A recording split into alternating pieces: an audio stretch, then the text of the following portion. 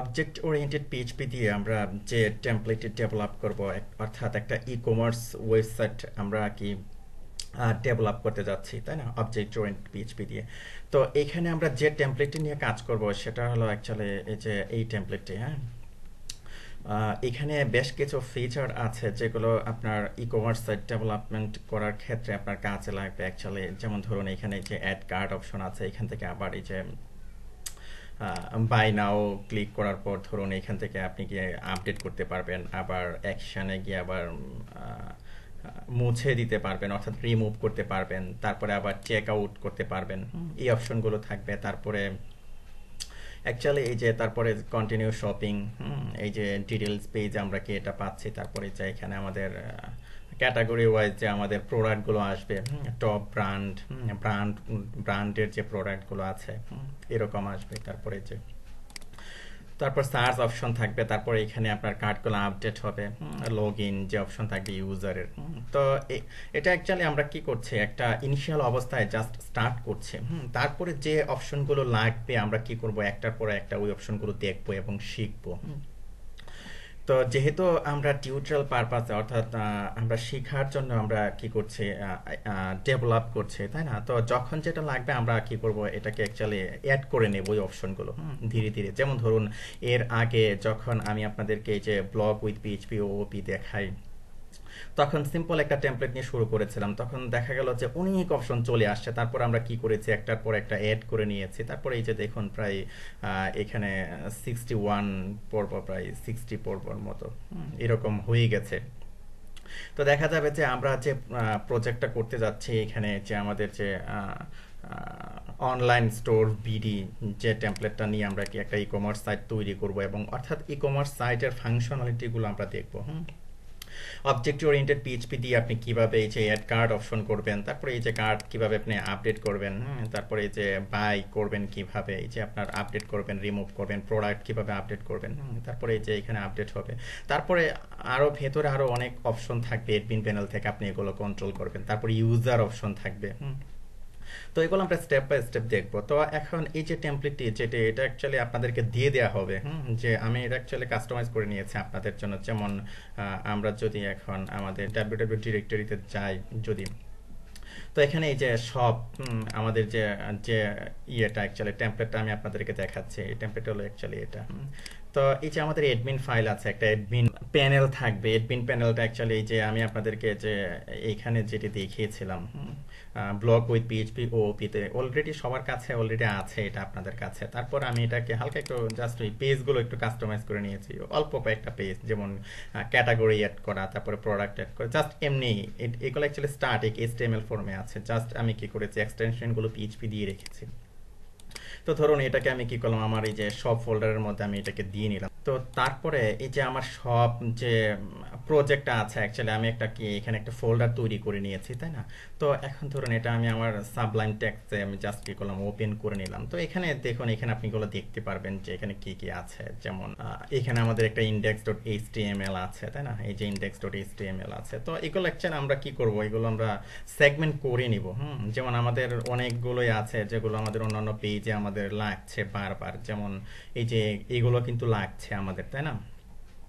এগুলো আমরা কি করব, সেগমেন্ট করে নিব। তো এর জন্য ধরুন আমি একটা কাজ করি, আমার এই যে সব এই ফোল্ডারের মাঝে আমি আরেকটা ফোল্ডার নেই।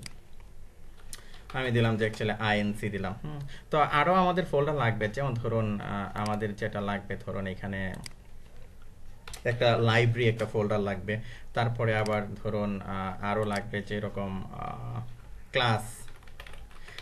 আমরা আমাদের কি ক্লাসগুলা কি করব, একটা ফোল্ডারের মাঝে রাখবো। তো এখানে আমরা অনেকগুলো ক্লাস নিয়ে কাজ করব। এর আগে আমরা যে প্রজেক্টটি আমি আপনাদেরকে দেখিয়েছিলাম, এই যে এই প্রজেক্টটির মাঝে জাস্ট আমি কি অল্প কিছু ক্লাস নিয়ে আমি কাজ করেছি, এবং যা দেখা গেল যে প্রত্যেকটা ফাইলের মাঝে আমি কুইরিগুলো করেছি এবং মেকানিজমগুলো তৈরি করেছি। তো এখানে জাস্ট আমরা কি করব, আরেকটু ডাইনামিক করব।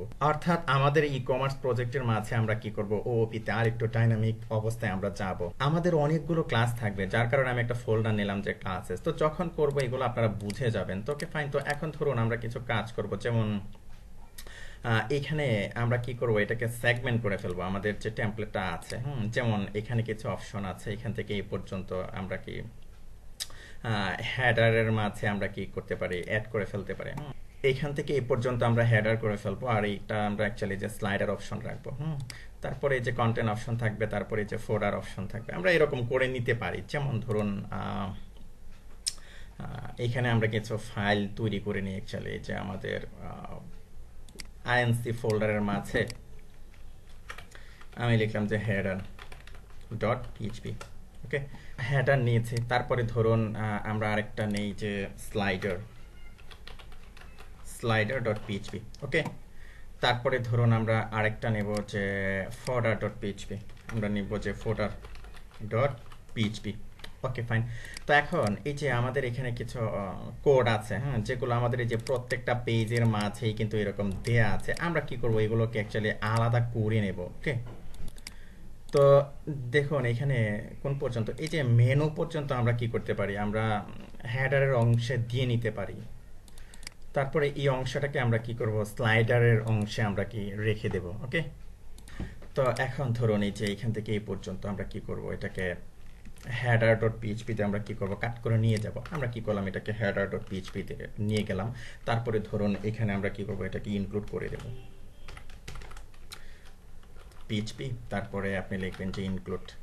তো ইনক্লুড অ্যাকচুয়ালি কোথায় আছে, আইএনসি ফোল্ডারের মাঝে আছে, তাই না? তো এখানে আপনি লিখবেন যে হেডার ডট পিএইচপি। ওকে, আমি কি করলাম, আমার হেডারকে ইনক্লুড করে নিলাম। ওকে ফাইন। তারপরে ধরুন আছে, দেখে আসি একটু, এখান থেকে ধরুন এ পর্যন্ত, ধরুন এই যে ইমেজগুলো আছে স্লাইডার, তাই না? তো আমি কি করলাম, যে এখান থেকে এ পর্যন্ত এটাকে কাট করলাম, কাট করে ধরুন আমি কি করলাম, এই যে স্লাইডারের মাঝে রাখলাম। ওকে ফাইন। তো এখন ধরুন স্লাইডারকেও আমি কি করব, এখানে অ্যাড করে নেব। আমি এখানে লিখবো যে slider dot PHP. Okay, slider dot PHP. Okay fine. তারপরে এই যে মেইন অংশটা এ পর্যন্ত শেষ হয়েছে। Okay fine. তো এখানে একটা ডিভ আছে, এটা সহ আমরা কি করব, কাট করে আমরা ফোল্ডারে নিয়ে যাব। কাট করে আমি কি করলাম, ফোল্ডারের মাঝে রেখে দিলাম। ওকে ফাইন। তো যথারীতি আমরা কি করব, এই যে আমরা হেডার নিয়েছিলাম, তাই না?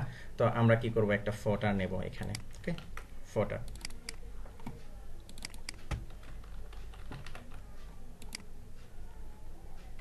ফোল্ডার ডট পিএইচপি নিয়ে নিলাম। তো এখন ধরুন আমরা যদি এই যে এটাকে রিলোড দিই, তাহলে এই যে এরকম দেখাচ্ছে, তাই না? কাজ করছে না, যেমন আমাদের যে ইন্ডেক্স ফাইলটা। তো এখানে দেখুন এটা কিন্তু কাজ করছে না। তো কেন কাজ করছে না, খেয়াল করে দেখুন এখানে কি লেখা আছে। এখানে লেখা আছে index.html, তাই না? তো এই ভুলটা অনেকেই করবেন, যার কারণে আমি কি করেছি, এটা এইভাবে রেখেছি। ওকে ফাইন। তো আমাদের কি করতে হবে, এই যে HTML ফাইলগুলো আছে সবগুলোকে আমরা কি করব, PHP বানিয়ে দেব। ওকে, তো ধরুন এই যে আমার এখানে index.html আছে, আমি কি করব, এটাকে index.php বানিয়ে ফেলব। ওকে ফাইন। তো এখন ধরুন আমি যদি এটাকে রিফ্রেশ করি, আপনি দেখবেন যে নট ফাউন্ড দেখাচ্ছে। কারণ কি, আমরা আমাদের HTML পেজটাকে কি করেছি, রিফ্রেশ করেছি। আপনি কি করবেন, এটাকে পিএইচপি করে দিবেন। এই যে দেখুন আপনার টেমপ্লেটটি আগে যে এরকম ছিল ঠিক এরকমই কি রয়েছে, অর্থাৎ কি কোনো সমস্যা হয়নি, কোনো প্রবলেম হয়নি। তো ওকে ফাইন। তো এখন ধরুন এই যে আমাদের যে আরও যে ফাইল আছে, আমরা কি করবো, এগুলোকে চেঞ্জ করে পিএইচপি বানিয়ে দেবো। তারপরে এই যে কন্ট্যাক্ট ফাইল আছে, অর্থাৎ পেজ আছে, আমরা কি করব, এটাকেও পিএইচপি বানিয়ে দেব।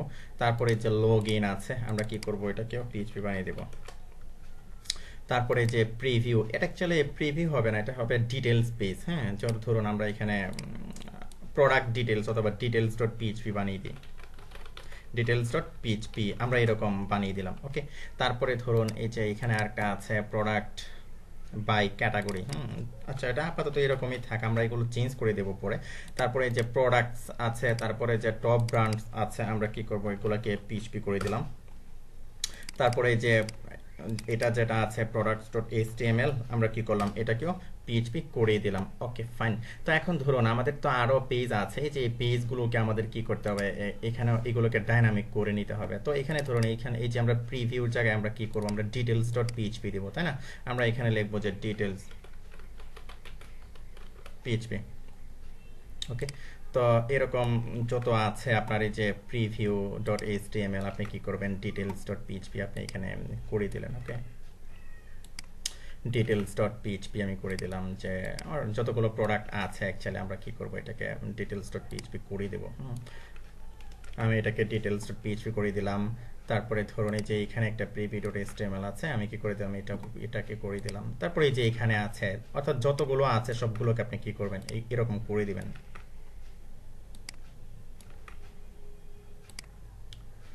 এইখানে আছে, তারপরে আবার এইখানে আছে, এই যে এইখানে আছে, আপাতত শেষ। তবে আমাদের যে হেডার আছে, হেডারের মাঝে আবার কিছু আছে, আমরা কি করব, এগুলোকে চেঞ্জ করে দেবো। ওকে,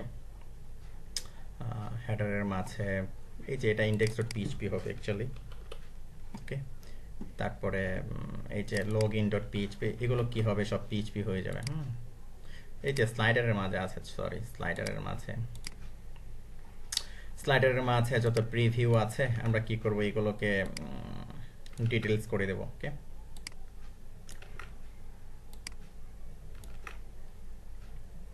এখানে আছে প্রিভিউ, এখানে আছে প্রিভিউ,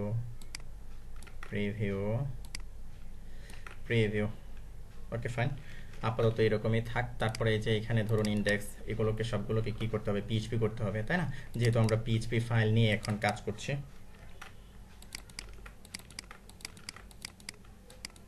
ওকে ফাইন, আপাতত সবকিছু ঠিকঠাক হলো। এখন এই যে আমাদের যে আরো যে পেজগুলো আছে, যেমন ধরুন এই যে কার্ড পেজ আছে, তো এগুলোকে আমাদের কি করতে হবে, আপডেট করতে হবে, তাই না। তো এখন ধরুন এখানে আমরা কি কি নিয়েছিলাম, ধরুন এখানে স্লাইডার নিয়েছিলাম আর হেডার নিয়েছিলাম, তাই না। তো আমাদের সব পেজে তো স্লাইডার দরকার নেই, শুধু হোম পেজে স্লাইডার দরকার। ওকে, তো আমরা যে কাজটি করব, এই যে আমাদের কার্ড পেজের মাঝে ধরুন এই যে কোন পর্যন্ত, মেনু পর্যন্ত, এই যে এই পর্যন্ত আমরা কি করব, এটাকে হেডার করে দেব। ওকে, তারপরে ধরুন আবার আমার যে এখানে মেইন অপশনটা আছে, মেইন এই পর্যন্ত আমরা কি করব, এটাকে ফোটার করে দেব। ওকে ফাইন, রাখলাম এই পর্যন্ত। ওকে, আমার কার্ড পেজ শেষ। তারপরে এই যে আমার কন্ট্যাক্ট পেজ, এটাতেও ঠিক আগের মতোই আপনি করবেন, যেমন এই পর্যন্ত মেইনের উপর পর্যন্ত আমরা কি করব, হেডার করব। তারপরে মেইনের নিচ পর্যন্ত পুরোটুকু আমরা কি করব, ফোটার করে দেব, ফোটার ডট পিএইচপি গেল আমাদের কার্ড পেজ। তারপরে এই যে ডিটেলস পেজের মাঝেও আমরা কি করব, সেই এই যে মেইনের আগ পর্যন্ত আমরা কি করব, হেডার। ওকে, তারপরে ধরুন এই যে আমাদের মেইন আছে, তাই না, এই যে এই পর্যন্ত ডিটেলস পেজ। ওকে ফাইন, এখানে একটা ডিপ থাকার কথা, ফোটার, সেভ দিলাম। তারপরে আছে আমাদের এই যে লগ ইন পেজ আছে, তাই না। তো এই যে মেইনের আগ পর্যন্ত আমরা কি করব, এটাকে হেডার করে দেব। তারপরে এই পর্যন্ত নিচ পর্যন্ত আমরা কি করব, এটাকে ফোটার করে দেব,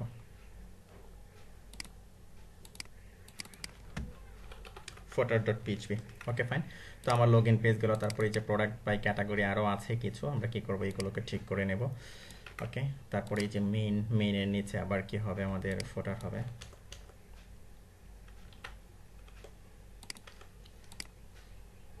এই পর্যন্ত ফোটার ডট পিএইচপি করে দিলাম। ওকে ফাইন, তারপরে এই যে প্রোডাক্ট পেজ আছে, তাকেও আমাদের কি করতে হবে, এরকম সেগমেন্ট করে নিতে হবে। Okay fine,